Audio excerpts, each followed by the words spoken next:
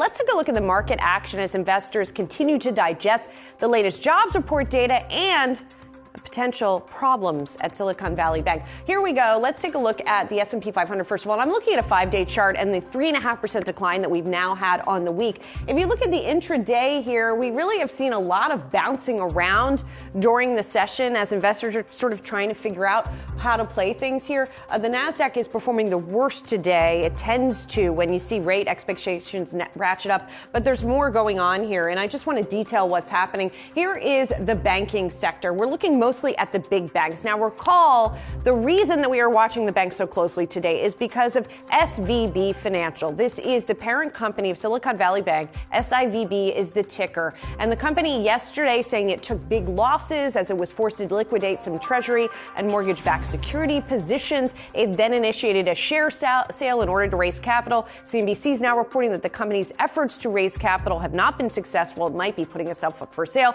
The shares are halted. So that's what's going on with SVB, but there are concerns about what's on other bank balance sheets, what is going to be happening as a result of all this. These large banks, analysts are telling us there's not much chance that they're at the same kind of risk. Nonetheless, they are still falling, with the exception of JP Morgan, which is actually trading higher today. And then we are also watching many of the regional banks today. Now, SIVB looks like it's halted, it isn't moving, and that's because the shares are halted pending news. This is what the stock did yesterday. It fell by 60% on all of these concerns. And now as you look today, we're seeing a lot of declines within the other regional banks as well. If I look at the equal weight here, I just want to look at that because I want to highlight in particular First Republic Bank. This is one that is also based in California, and this is also one of the ones where we have seen some of the biggest declines. We have had some halts today because of volatility, not pending news, but because of volatility. But we continue to watch that one close today. So jobs and SVB are kind of the two big stories that we are watching today. On the jobs front, the U.S. labor market, as we've discussed, continues to outperform here, adding over 300,000 new jobs last month in the face of stubborn inflation and aggressive rate hikes from the Fed. For a closer look at the labor picture, we have U.S. Labor Secretary Marty Walsh joining us now. Mr. Secretary, such a pleasure to see you and what's going to be your last time talking to us, at least in this role. And, ending on a pretty strong note when it comes to this report, at least on the headline number. What kind of stood out for you, and what do you, as you look back in your tenure, what's reflected in this jobs report, what are you sort of most proud of that you've been able to achieve there? Yeah, let me first thank you and everyone at Yahoo for the coverage. This is amazing that you guys do some amazing coverage here. 2 years ago tomorrow, the president passed the American Rescue Plan, and that was to get Americans back to work. You fast forward 2 years later, today's job report is 311,000 workers. Every worker, the numbers of prime age workers that were out of work during the pandemic, the beginning of the pandemic, have all returned and recovered. We've seen almost 12.5 million jobs recovered to our economy under President Biden's leadership. We're seeing some amazing growth in jobs. We're seeing wages go up. Still, it's ticked down a little bit, but we're still seeing 4.6% year over year wage increases. Things are moving in the right direction. The president filed the bill, the budget 2 days ago, and in that budget, he has addressing child care and home care. When you think about labor force participation, we're the highest since pre-pandemic levels. And to even grow that number even further, addressing child care and home care for a lot of people that can't come back to work is going to be important for the future of our economy moving forward. To answer the second part of your question, I'm really proud of the team here at the Department of Labor. They've done some amazing work from all different departments: wage and hour, OSHA, MSHA, workforce development, job training, unemployment. We're doing a reform, have a UI reform office. So there's been a lot of great work here at the Department of Labor on behalf of the American worker and the American people. Secretary Walsh, our D.C. producer, Ben Worshkel, went back and watched all 26 of your appearances with us to try to look for some themes. Hopefully you'll check out the piece on the Yahoo Finance platform if you haven't already. One of the priorities that he noted you brought up again and again was the Black unemployment rate, the Latino unemployment rate. And we did see an increase in that rate in this latest jobs report, going up to 5.7% from 5.4%. To what would you attribute that, and what work do you think labor needs to do under your successor in order to try to attack that? Yeah, and the Latino unemployment rate went up as well this month. And we're still at not record lows, but we're still low. But two things. Number one is we saw the participation rate in the Latino community go up as well. So that could tell some of the story there. But at the end of the day, the unemployment rate for the Latino community and the black community has always been historically higher than the white community and the Asian community. And we need to continue to invest in workforce development, job training, apprenticeship programs. And this week here at the Department of Labor, we announced a great partnership between the National Urban League and the National Building Trades to really create pathways into the building trades, working with the Urban League. We need to do more of those partnerships, quite honestly, where you have industries that have really strong apprenticeship programs and organizations like the National Urban League, historic black organizations, they're going to work to lift people up. And you know, President Biden talks about creating a pathway into industry and building an economy from the bottom up, middle out. He's been very clear to make sure that we're taking care of communities of color and underserved communities, people with disabilities, veterans, rural Americans. We have more work to do. We have to be more intentional about our work. Secretary Walsh, Ines Ferre here. In speaking to people about this, the issue of if we're going into a recession and if we're seeing tightness in some areas of the labor market still, I mean, could there be a situation where we see a relatively tight labor market in some areas of the economy, but still going into slowdown?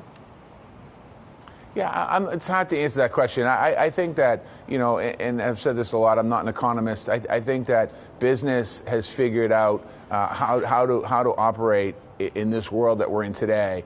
This is not a typical downturn in our economy. This is not like what we've seen in 2008 or 2001 or any other slowdown in the history. This was in large part due to a global pandemic. And I think businesses are figuring that out. Now, I don't think we're going to go into a recession, and I've said it pretty much from day one, because of reports like today and employers still looking for employees and people investing in employees and businesses still growing. So hopefully we'll continue to see that growth. You know, we've seen some areas in this report. We saw some growth in healthcare. We saw growth in professional services. We saw a little decrease in manufacturing. People are like, what does that mean? That means that we're going to watch that number to make sure that it doesn't continue to go on. And the president passed the CHIPS bill, where we're going to be putting manufacturing, tens of thousands of manufacturing jobs online, building microchips in America. That's going to only add to our manufacturing strength here in the United States of America. And just to follow up, companies are looking for ways to be more efficient. And there's been so much talk about ChatGPT, which I'm sure that you have heard about and talked about with industry leaders. I mean, what are you hearing as far as what this could do to the labor market and what parts of the labor market it could impact? I'll tell you this, when I talk to employers, and I talk to a lot of employers when I go around the country and here in the office, their biggest number one concern is they don't first say to me about inflation. They don't say to me about potential recession. Their biggest concern is having enough workers skilled in their industry to be able to continue down the road in the future. And that's the biggest number one concern I hear from employers every single day when I talk to them. And I think that that's what we focus on. That's what I'm focusing on in my role here. And I know there's other cabinets that focus on other aspects of business, but I want to make sure we continue, and my successor, Julie Sue, will continue to do that as well. Work with business to make sure they have the people they need to be successful businesses and to be able to continue to employ American workers. And Secretary Walsh, as you look back on your time, I mean, as you talked about, there's a lot you're proud of that you've done at Labor. What won't you miss in Washington, or what was sort of the toughest part for you to adjust to in the job? Do you see that building behind me? I do see it. I'm only kidding. No, I'll miss it all. I mean, I've been in public service for 26 years. I've been a legislator in Massachusetts. Obviously, I think when you did your briefing, how many times I mentioned I was the mayor of Boston? Probably 24 out of 26 times. And now as Labor Secretary. You know, my whole life has been working on behalf of people, and I'm going to miss that. And you know, and there's days when that was tough. And I'm going to miss those days too. I mean, I think when you're in public service, you might have tough days, but you really can't dwell on that. You have to dwell on the ability you have to help change somebody's life. And I hope in my time, at least to this point in my life, that I've been impactful in people's lives, changing their life. Have you been, you know, coming from coming from Boston, as you have frequently mentioned, I'm curious, more on a national stage, if you have been frustrated by divisions that you've seen in Washington, or have you been surprised that maybe, despite what we see as outsiders, maybe there are fewer divisions than we think, or maybe there are more? I don't know. What do you think as you've been there now for a couple of years? Let me say this. I think I could say I'm frustrated, but I'm disappointed. When you get elected to office, whether you're a Democrat or Republican, a mayor or not a mayor, a congressman, you represent American people. You represent the people that elected you, but you also represent a greater majority. And my message is simply to Congress and to the Senate is let's start working together. Because the president talks about all the time when he was able to pass legislation, bipartisan legislation, that we celebrated that. When he passed legislation like the American Rescue Plan that wasn't bipartisan, but benefited people in districts, Republican districts all across America. You can't lose sight of why you got elected. And that's my concern. That's the concern I would have moving forward.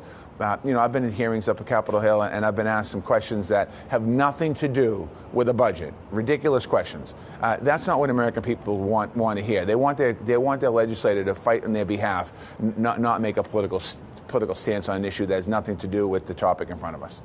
I think you probably represent a lot of Americans when you say that. Finally, I want to ask you about your next gig. I know you've been talking about it already. You're going to be executive director of the National Hockey League Players Association. Very different role, but I guess probably has some similarities with what you're doing now. I don't know if you've had a moment to think about your goals as of yet, but I imagine you're pretty excited about it. No, I am. I've thought a little bit about it. I think of the NHLPA. They've had some leadership in the past that has not been necessarily the best. They've had some consistency there, and I just want to go in and work with the players and talk to the players and do the best job I possibly can do to represent them. It's not just about collective bargaining agreement. It's about making sure the players are treated fairly by the owners and by the league, and making sure that we work collaboratively. I'll come to this new job the same way I approach every job, collaboratively. I don't like pitting sides against each other. That's not my style. It's something I don't think works. So I'm going to do the best I can to represent the players that put their faith in me to bring me on as their next director. Do you still play regularly? Just curious. No, it's been a long time. This body's getting old, so thank God that one of the job requirements is I don't have to play. I don't know. I'd love to see you lace on some skates. At least get up there on the ice, even if you don't have to bang into anyone. U.S. Labor Secretary Marty Walsh. It has been such a pleasure to talk to you now 27 times on Yahoo Finance. Appreciate it. Thank you very much. You guys are great. Thanks.